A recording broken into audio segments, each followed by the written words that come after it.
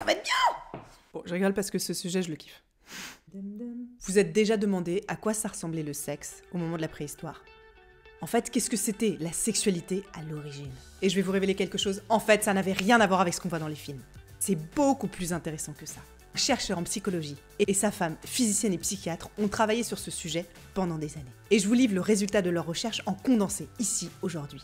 Ça va révolutionner la façon dont vous voyez la sexualité. Donc je suis très excitée de faire cette petite vidéo. Parce que certains psychologues évolutionnistes pensent que la monogamie fait partie de la nature humaine. Mais là, j'ai envie de vous dire, pensez à tous ces hommes et toutes ces femmes qui ont risqué leur carrière, leur famille, leur vie, tout leur bonheur en fait, pour juste un petit quickie extra-conjugal de quelques minutes. Bill Clinton. Qu'on risquerait vraiment tout ce qu'on a pour quelque chose qui serait totalement antinaturel. Pour notre espèce en fait, à l'origine depuis longtemps. Ou est-ce que c'est quelque chose qui est encodé à l'intérieur de nous? Ce que vous allez découvrir concrètement, ici dans cette vidéo, que le casual sex, c'est-à-dire le sexe sans engagement en dehors d'un couple, était crucial à nos ancêtres pour survivre. Vous allez découvrir pourquoi les femmes crient plus que les hommes quand on fait l'amour. Et aussi pourquoi une femme met plus de temps à jouir. Vous allez découvrir pourquoi c'est l'agriculture qui a commencé à changer notre sexualité. Et enfin pourquoi la sexualité de nos ancêtres était assez proche de celle des chimpanzés et des bonobos aujourd'hui. Et restez bien jusqu'à la fin, je vous expliquerai pourquoi savoir tout ça peut révolutionner votre sexualité d'homme moderne aujourd'hui. Avec combien de personnes vous avez fait l'amour? Est-ce que ça se compte sur les doigts d'une main, sur les doigts des deux mains, ou est-ce que vous seriez obligé d'aller prendre un stylo et un papier pour écrire le nom de toutes ces personnes avec qui vous avez eu de l'intimité? Dans les deux cas, il est fort probable que vous ayez beaucoup moins de partenaires sexuels que vos ancêtres chasseurs-cueilleurs. Parce qu'à l'époque, la promiscuité sexuelle était vraiment la norme. C'est d'ailleurs encore le cas de certains peuples indigènes aujourd'hui. Mais pourquoi est-ce que le casual sex, donc le sexe sans engagement, c'était la norme? Il faut comprendre que dans les communautés d'hommes préhistoriques, partager était une nécessité pour la survie. Et partager même la sexualité. Et ça, on ne le sait pas. Parce qu'avant l'invention de l'agriculture, il y a seulement quelques milliers d'années, on était des nomades, chasseurs-cueilleurs, qui allaient d'un endroit à l'autre. Ces sociétés, ces petits groupes communautaires qui se déplaçaient ensemble, restaient de taille réduite, en général au maximum 150 individus. C'était des sociétés ultra soudées, qui partageaient tout. La nourriture, les grottes, les endroits où on allait se réfugier pour dormir, l'éducation et élever les enfants, et la sexualité. Parce que c'était nécessaire à la survie du groupe au global et à la survie de chaque individu aussi. Un homme ou un couple perdu tout seul dans la pampa à la préhistoire avait très peu de chances de survivre. Donc le sexe, c'était considéré comme une ressource de la communauté. Les hommes et les femmes préhistoriques avaient des interactions sexuelles avec qui ils voulaient. C'était en fait un énorme système pluripartenaire, qui avait aussi pour but de souder les membres ensemble et de garder tout le monde plutôt détendu. Avec aussi l'envie de coopérer ensemble en fait, parce qu'avec la sexualité, on créait plus de proximité. La sexualité était un outil de lien social. Alors certaines personnes vont me dire que le consentement n'était pas ce qu'il est aujourd'hui. Bien sûr que oui. Mais ce qu'on a découvert, c'est que les femmes aussi avaient un rôle actif et pouvaient choisir leur partenaire. Ce n'était pas uniquement des viols à répétition. Sinon, la cohésion du groupe n'aurait pas tenu. En fait, le désir sexuel humain, à l'époque, il était vraiment libre de jaillir et de s'exprimer au moment où il arrivait. C'était donc des sociétés qui étaient non monogames, qui fonctionnaient en groupe, avec la sexualité comme lien social. Mais ça va même plus loin que ça. Aujourd'hui, connaître qui est son père est considéré comme une nécessité. Quelque chose de normal. Et certaines personnes passent des années à rechercher qui est leur père. Mais est-ce que c'est si normal que ça, de savoir qui est son père? Bah non. En Amérique du Sud, le peuple des Hachés considère qu'il faut 4 pères pour faire un enfant. Celui qui le met dedans, celui qui mélange, celui qui répand et déverse, et celui qui fournit l'essence de l'enfant. Donc les femmes hachées sont incitées à faire l'amour successivement avec plusieurs hommes. En fait, collecter des semences différentes et avoir ces 4 pères pour leurs enfants. Mais quand on y pense, nos ancêtres n'avaient pas les connaissances que nous, on a aujourd'hui. Il n'y avait pas de test d'ADN. On ne pouvait pas savoir qui était le père d'un enfant. Encore moins avec le mélange de partenaires qui existait. Donc en fait, tous les hommes du groupe étaient inclinés à prendre soin des enfants, à les protéger. La responsabilité, elle était distribuée sur l'intégralité du groupe. Un enfant était le sien parce que c'était un enfant du groupe. Qu'on soit son géniteur biologique ou pas. Donc de la même façon qu'on partageait la nourriture, on partageait la charge et le soin des enfants. On voit encore que cette stratégie, elle est là pour maximiser les chances de survie du groupe. Et ces deux chercheurs, ils vont plus loin. Ils pensent que l'ocytocine, donc l'hormone de l'attachement, qui se libère au moment où on fait l'amour, elle n'est pas là seulement pour créer du lien entre deux individus. Au final, elle permettait aussi de créer du lien social entre tout le groupe. puisqu'on allait faire l'amour avec plusieurs personnes. Et donc on allait s'attacher à toutes ces personnes qui composaient le groupe au global. Un petit peu comme une énorme famille en fait. Par la sexualité, par le partage global des ressources, tout le monde se sentait proche les uns des autres, puisque tout le monde couchait avec tout le monde. Alors on suppose qu'à l'époque cela restait assez hétérosexuel, même si je n'ai pas trouvé plus d'informations là-dessus. Mais dans la tribu des Hachés, par exemple, en Amérique du Sud, dont je vous ai parlé au début, le critère de l'orientation sexuelle ne rentre pas en compte. On crée du lien social par la sexualité, quel que soit le genre. Il y a donc des rapports homosexuels aussi pour souder le groupe. C'est normal de faire l'amour avec un homme ou avec une femme, de son propre groupe, pour créer du lien. C'est ce qu'on appelle de la socialisation sexuelle. Donc partager de la sexualité peut aussi être vu comme quelque chose de groupe, et non plus uniquement de couple. Donc partager de la sexualité entraîne aussi dans ce cas-là un partage de parentalité, qui devient quelque chose du groupe, et non plus du couple. Et ça, forcément, ça contribuait encore une fois à créer des sociétés très soudées. Mais alors pourquoi, si c'était si bien, quelque chose a changé? Alors, avant l'agriculture, les êtres humains fonctionnaient donc en petites sociétés soudées, qui se déplaçaient, des chasseurs-cueilleurs. Tout était du bien commun, tout appartenait au groupe.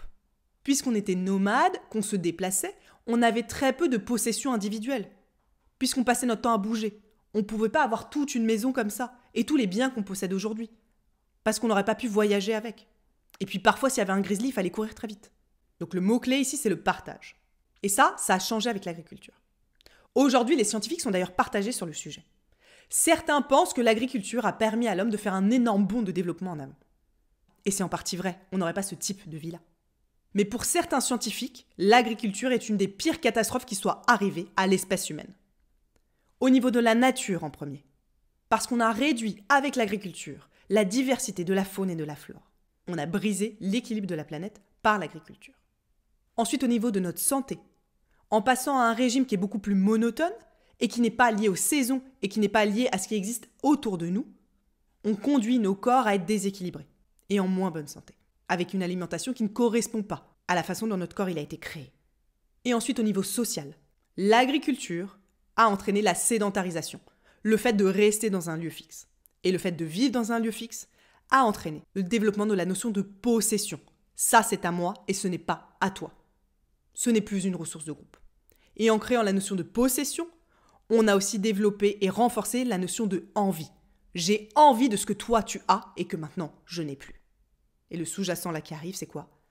La jalousie, qui va se greffer sur les relations humaines. Selon les auteurs, la liberté sexuelle a donc énormément souffert de l'agriculture à cause du développement de ces notions de désir. Je veux ce que je n'ai pas. Et de jalousie. Une petite aparté pour vous aider. Pour ceux qui ne connaissent pas la différence entre le sentiment d'envie et le sentiment de jalousie. L'envie, c'est entre deux personnes. J'ai envie de cet objet ou de cette chose, de cette caractéristique que toi tu possèdes. Je t'envie par exemple d'être meilleur que moi à l'escalade. Je t'envie de posséder une super voiture. Je t'envie d'avoir tel type de vie. La jalousie, c'est entre trois personnes. Donc vous voyez que le mot jalousie, il est souvent mal utilisé. Je suis jaloux de ta nouvelle voiture. Je suis jaloux que tu sois parti à tel endroit en vacances. Ça, c'est de l'envie. La jalousie, c'est entre trois personnes. Je suis jaloux du lien que tu as avec une autre personne. Parce que j'ai peur que ça endommage notre lien à nous. Donc revenons à nos moutons, plutôt à l'agriculture. Il est donc devenu à ce moment-là important de savoir qui était son enfant. Pour que les possessions nouvelles qu'on avait, elles restent dans la famille et qu'on puisse les transmettre. Sauf qu'il n'y avait pas de test d'ADN. Donc si tout le monde couche avec tout le monde, le père ne peut pas savoir qui est son enfant. Du coup, on va interdire que tout le monde couche avec tout le monde.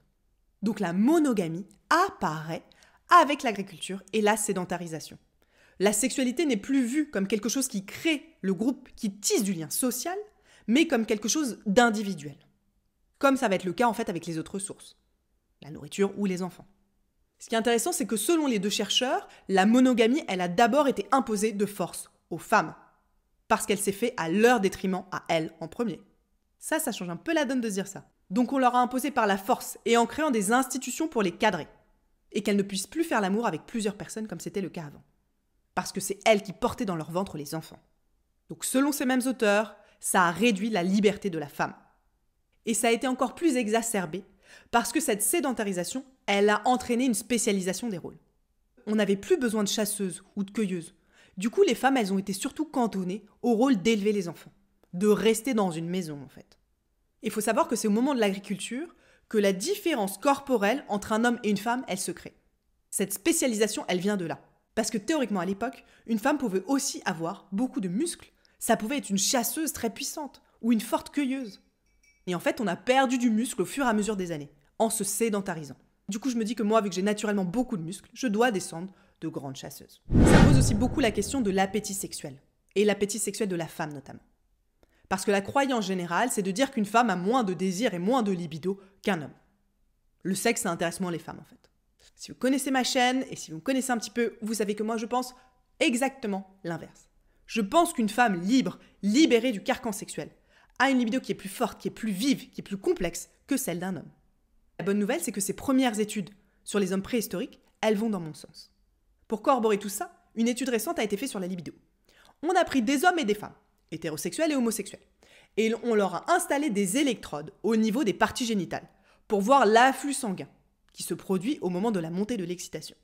On a montré à ces groupes des sources d'excitation sexuelle pour voir ce qui allait se produire. La première grosse conclusion, c'est qu'il n'y avait aucune différence entre hommes et femmes au niveau de l'excitation sexuelle en soi. Les femmes allaient être autant excitées en même quantité que les hommes. Donc l'un n'a pas plus de libido que l'autre. Par contre, il y a deux autres éléments qui sont très intéressants que je vais vous partager. En premier, on a découvert que l'excitation féminine était beaucoup plus large. Les hommes avaient surtout une réaction d'excitation lorsqu'ils voyaient une scène qui leur correspondait. C'est-à-dire un homme hétéro était excité quand il voyait un autre homme hétéro faire l'amour. Un homme homosexuel était excité quand il voyait un homme homosexuel faire l'amour. Donc même orientation sexuelle, même genre. Les femmes, elles, avaient une beaucoup plus grande fluidité d'excitation, selon ce test. Elles pouvaient être excitées sur des genres différents et des orientations sexuelles différentes. Ils ont même été plus loin. Il y avait une scène où c'était un couple de bonobos qui faisait l'amour. Ça n'a pas beaucoup excité les hommes, par contre ça a excité les femmes. Donc le stimuli sexuel de la femme, il est beaucoup plus fluide et important. Mais le dernier point de cette étude, il est clé pour comprendre ce qui se passe aujourd'hui. Et il est assez inquiétant. C'est au niveau du déclaratif. Quand les hommes avaient de l'excitation, ils n'avaient aucun problème à le formuler. Alors que les femmes ont quasiment toujours réduit l'excitation qu'elles ressentaient. Pour se conformer en fait à une norme sociale, pour paraître plus prude. C'était ultra dur pour dire à une femme qu'elle ressentait de l'excitation en voyant un couple de bonobos copuler. C'est pas très socialement admis. Donc les femmes ont tendance à ajuster l'expression de leur désir à ce qui est attendu d'elles, même si ce désir, il existe à l'intérieur d'elles. Et nos ancêtres chasseurs-cueilleurs, ils n'avaient pas à faire ça. Donc les femmes pouvaient exprimer leur désir d'une façon beaucoup plus libre. Quand elles avaient envie de faire l'amour, elles pouvaient y aller. Et ce qui confirme encore un peu plus toutes ces recherches qu'ont fait ces chercheurs, c'est l'étude des primates, qui sont encore là aujourd'hui. On a 98,4% d'ADN en commun avec le bonobo. On se ressemble beaucoup, lui et nous. Donc ça a du sens d'étudier son comportement sexuel pour comprendre comment le nôtre existait à l'origine. Les chimpanzés et les bonobos sont ce qu'on appelle des êtres hyperactifs. Ils ont une sexualité très active. Et ils ont une sexualité sociale. Ils ne sont pas monogames, ils partagent la sexualité à l'intérieur d'un groupe. Un petit peu comme nos ancêtres. Et ça va plus loin. Ces sociétés sont tournées autour des femelles bonobos. Parce qu'elles vont même utiliser la sexualité pour résoudre les conflits entre mâles et apaiser l'intégralité du groupe par la sexualité. Il faut savoir qu'ils pratiquent aussi le sexe oral, qu'ils ont du plaisir en s'embrassant et qu'ils peuvent avoir de vrais orgasmes. Et dans ces sociétés de primates, les femelles font l'amour avec plusieurs mâles de façon successive. Exactement ce qu'on suppose chez nos ancêtres. Donc les bonobos, les chimpanzés et nous, on descend en fait d'ancêtres hyperactifs sexuellement. Et c'est toujours à l'œuvre à l'intérieur de nous. Ces mêmes chercheurs ont ensuite étudié l'anatomie du pénis masculin pour comprendre encore mieux la sexualité qui existait avant. Il faut savoir que le pénis de l'homme est le plus grand, proportionnellement à sa taille, de tout le règne des primates. Notre espèce a des gros pénis et des grosses testicules. Et encore une fois, la nature est bien faite. Donc pourquoi est-ce qu'on a ça? Les testicules, elles sont en dehors du corps, pour maintenir les spermatozoïdes à une température idéale, donc pour pouvoir agir le plus vite possible. Mais ce gros pénis et ces grosses testicules, elles viennent aussi du fait que l'homme s'est développé dans un milieu hyper compétitif sexuellement. Le sperme d'un homme entrait en compétition avec le sperme d'un autre. Et ça, c'est incroyable, mais c'est encore valable aujourd'hui. Dans la chimie de votre sperme, dans les premières gouttes de votre semence, il y a un produit spécial qui a pour but de protéger vos spermatozoïdes à vous du sperme des autres hommes et de la composition chimique d'un autre sperme. Et ça, c'est encore le cas aujourd'hui. C'est des traces de notre évolution. Du fait que notre sperme, il allait se retrouver en contact avec le sperme d'une autre personne. Ça voulait donc dire très concrètement, dans l'évolution, qu'une femme faisait l'amour avec plusieurs hommes à la suite. Et qu'il y avait donc un mélange de sperme. Ce qui était donc clé pour le sperme d'un homme, c'était sa qualité, sa vitesse et sa quantité. Pour être sûr que ce soit son sperme à lui, parmi plein d'autres, qui aille féconder l'unique ovule, reine. Les chercheurs ont aussi posé une interrogation très intéressante sur la forme du pénis de l'homme et sa spécificité au moment des coulissements qui se produisent. Puisqu'en fait, ça crée une sorte de pompe à l'intérieur, un mouvement d'aspiration qui n'est pas anodin du tout. Le but est là, en fait, de pomper pour retirer le sperme de la personne précédente. Cette indication va là donc aussi dans le sens d'une sexualité plurielle préhistorique. Le dernier argument qu'avancent ces chercheurs, c'est que les hommes sont un petit peu plus grands que les femmes, comme chez les bonobos et les chimpanzés. Et les femelles préfèrent les partenaires qui sont plus grands. Et ça, c'est quelque chose qu'on retrouve dans les sociétés où la sexualité est utilisée pour créer du lien, où il n'y a pas de monogamie en fait. Parce qu'il y a un autre primate, qui s'appelle le gibbon, qui lui est monogame. Et bien là, l'homme et la femme font sensiblement la même taille. Apparemment, il y aurait un lien là-dessus. Est-ce que des millénaires de codes moraux, de codes sociaux, de codes religieux, pour encadrer la sexualité, ont fait totalement disparaître ces traits présents à l'intérieur de nous, surtout en tant que femmes? Ou est-ce qu'il y a encore des réminiscences?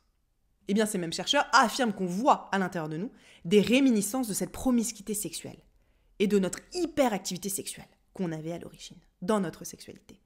Par exemple, le fait que la femme crie beaucoup plus que l'homme quand elle fait l'amour serait en fait un appel, une invitation aux autres hommes à la rejoindre. Une façon de dire « Je suis en train de faire l'amour, venez !»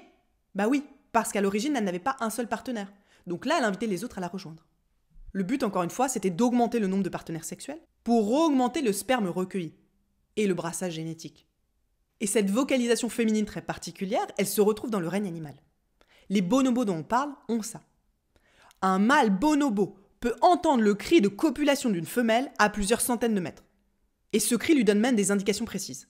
La taille du partenaire qui est déjà à l'œuvre et le statut reproducteur de la femelle. Comme ça, il peut savoir s'il peut y aller ou pas. Et pour ces mêmes chercheurs, c'est exactement la raison pour laquelle la femme met plus de temps à atteindre l'orgasme que l'homme. Et l'explication de ces orgasmes multiples, qu'on peut plus facilement avoir qu'un homme. Parce qu'en fait, une femme faisait l'amour successivement avec plusieurs partenaires. Donc elle pouvait avoir plusieurs orgasmes. Et elle avait un orgasme qui arrivait après, puisque de toute manière, elle faisait l'amour plus longtemps. Pas du tout comme un homme, qui allait devoir jouir le plus vite possible et après laisser sa place. Et d'ailleurs, ce petit réflexe d'endormissement qu'ont les hommes juste après l'éjaculation, eh bien lui aussi viendrait de notre évolution et de notre biologie. Ce serait une façon pour l'homme en fait de pouvoir laisser sa place, d'être un petit peu plus calme, endormi à côté, pour qu'un autre puisse arriver, et pas que ça entraîne une guerre tout de suite. Et ce réflexe d'endormissement, les femmes l'ont beaucoup moins. Ces découvertes viennent donc challenger un mythe moderne, celui de l'amour et du désir unique.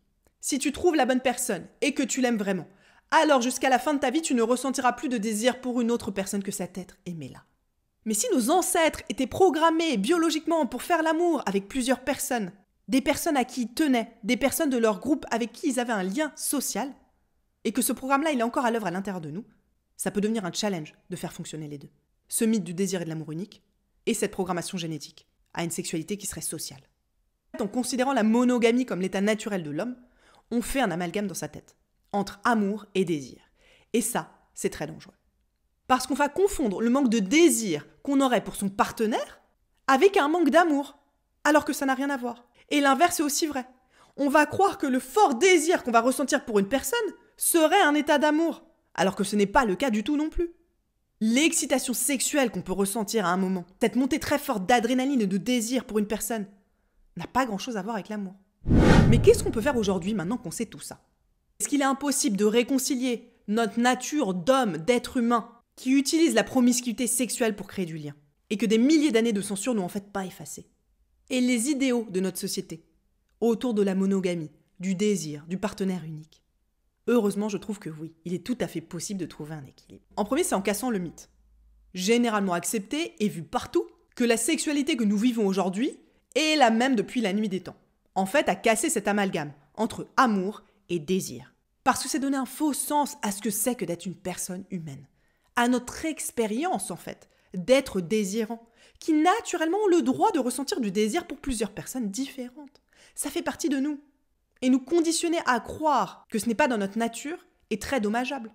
Parce qu'on va se sentir coupable, du coup, en désirant quelqu'un d'autre. Alors que c'est dans notre ADN. On est fait pour désirer ces personnes avec qui on crée de la proximité et du lien.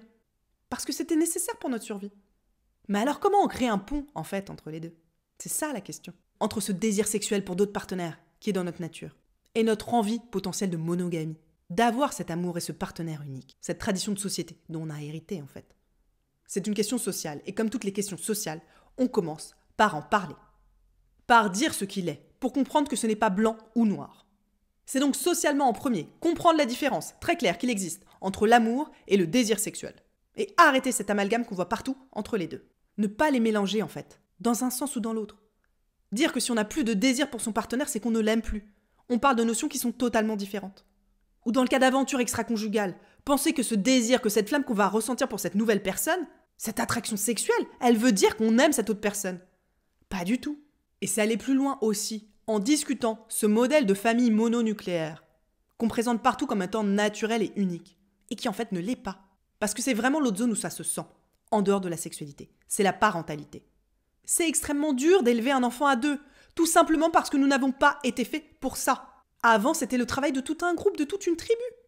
Et c'est quelque part horrible de mettre la pression sur deux individus uniques, sur ce couple, qui va devoir tout seul faire le travail d'un groupe entier. On n'est juste pas fait pour s'occuper tout seul de ses enfants, voyons-le. Et ça met les couples dans des conditions de vie qui sont difficiles, et qui du coup vont aussi impacter leur sexualité. Au niveau du couple, c'est commencer à oser, à parler de ses désirs et de ses fantasmes. C'est accepter l'un et l'autre, que chacun puisse ressentir du désir pour quelqu'un d'autre, sans que cela n'ait rien à voir avec l'amour. C'est aussi accepter de façon plus globale la masturbation, comme quelque chose de beau et de sain, qui peut vous permettre de tenir si vous n'avez pas envie d'agir sur ce désir, si vous avez envie de rester fidèle et exclusif. C'est d'intégrer ce désir pour d'autres personnes dans des fantasmes personnels de masturbation. Et au niveau plus global de la société, c'est de libérer aussi la sexualité des adolescents. C'est un horrible moment où on a un énorme pic hormonal, de désir sexuel. Et c'est paradoxalement un moment où on va être contraint sexuellement, où c'est très tabou. Il faut libérer la parole, accompagner les adolescents dans leur découverte et leur exploration. Il faut de l'éducation sexuelle, mais de l'éducation sexuelle aussi au plaisir, à l'érotisme, et pas seulement à la santé et à la contraception. La sexualité, c'est pas que du médical. Comment on peut aider nos adolescents à découvrir ce que c'est que faire l'amour dans un beau contexte d'ouverture, et pas caché dans une cage d'escalier ou dans les toilettes du lycée. Par exemple, en Inde, le peuple des Murias a des dortoirs pour adolescents, où ils sont libres d'explorer leur sexualité ensemble, sans supervision d'un adulte. Donc vous voyez que comprendre que ce désir sexuel qu'on ressent, il est totalement naturel. Il vient de nos ancêtres qui étaient hyper actifs sexuellement et qui utilisent la sexualité comme quelque chose de social pour créer du lien avec des gens qu'on aimait bien, avec notre groupe en fait. Ça permet de mieux accepter qui on est, toutes les parties de soi. C'est en moi, mais c'est en vous aussi, comme en chaque être humain sur la Terre. Comme les bonobos aussi. Et c'est normal. Mais je veux en conclusion vous inciter à réfléchir à 2 points. En premier, vraiment, à ne pas confondre cette impulsion de désir que vous ressentez avec de l'amour long terme. L'amour long terme, c'est la compréhension mutuelle, c'est être une équipe, c'est une connexion intellectuelle, c'est une affection profonde, c'est de l'amour véritable et durable. C'est une mer calme, là où le désir sexuel et la passion sont une mer agitée. Ce que j'ai envie de vous dire, c'est que ce qui fait de nous des êtres humains évolués, c'est qu'on a la capacité de choisir, d'intégrer ces 2 paramètres-là, de nature humaine et de société, de penchant naturel et de conditionnement social, pour choisir et construire le modèle qui vous correspond. Si vous voulez conserver un format d'exclusivité, de famille mononucléaire, c'est très beau, parce que vous faites ce choix en conscience, en connaissant toutes les parties de vous, en acceptant que vous allez gérer ce désir que vous avez autour. C'est magnifique quand même, quand c'est un choix éclairé qui est volontaire, et où on connaît toutes les parties de soi qu'on va justement pouvoir travailler pour les gérer avec bienveillance. Mais on peut aussi choisir de construire autre chose, d'autres modèles, que ce soit au niveau de la sexualité, au niveau du couple, ou même au niveau de la famille, en cassant cette structure unique de famille mononucléaire, qui n'était pas naturelle non plus. Et là, le champ des possibles, il est infini au niveau des combinaisons. Parce que ce que je veux vous dire, c'est que c'est ça, en fait, d'être humain aussi. C'est de pouvoir choisir, avec son cerveau, avec son cœur, avec son âme, avec ce que vous voulez, vous, et pas que se laisser dominer par son impulsion sexuelle animale. Mais sans la renier quand même, parce qu'elle existe et qu'elle est belle à l'intérieur de nous. Voilà, si cette vidéo vous a plu, n'hésitez pas à vous abonner à la chaîne YouTube. Ici, j'aide les hommes à avoir une sexualité épanouie.